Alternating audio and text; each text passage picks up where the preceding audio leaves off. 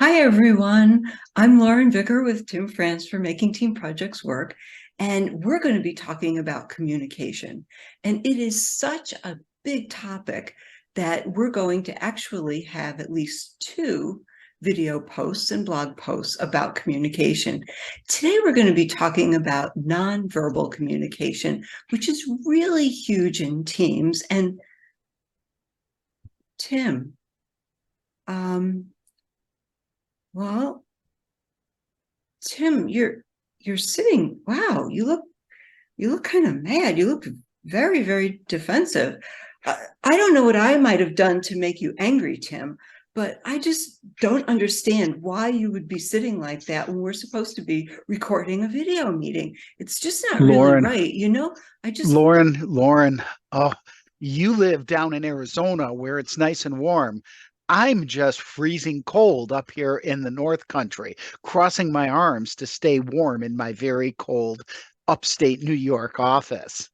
ah, so you're not upset with me or being very defensive or angry about anything. No. And I'll tell Okay. you, this is one of the problems with these blanket statements about interpreting nonverbal communication. Lauren? It's a really good illustration of why you always need to get feedback. You can't instantly look at someone and based on, let's say, their body language or their eye contact, or perhaps some gestures that they're using, or even their appearance and the way they look, you really can't judge just instantly based on that, especially when people are in new relationships and the team is just starting to get together. It's very important to make sure that you always get feedback so that your interpretation is the correct message that that person is trying to send to you. Absolutely. Nonverbal communication is important. It does add to the communication. It's not, some data out there from a long time ago claims that it's 93% or whatever you hear. That's not true, but it is important. It does add to the communication. And crossing your arms does sometimes mean you're angry or closed off. Sometimes it does mean here in my office, I am cold and my hands are Right. cold. Sometimes it just means that and getting that feedback. And things like body language and tone do matter. Absolutely. And the research does show that when the verbal and nonverbal conflict, people do tend to believe the nonverbal communication. So that is why getting that feedback is so important.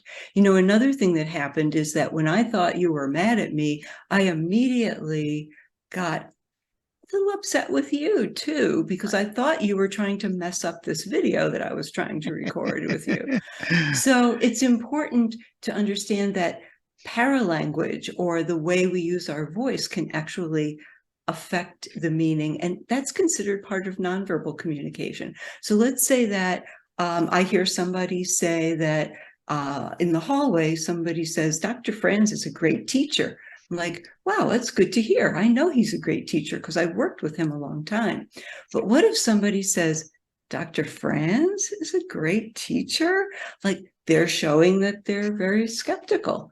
Or what if somebody says, Dr. Vickers is a great teacher, and somebody else says, oh, no, Dr. Franz is a great teacher.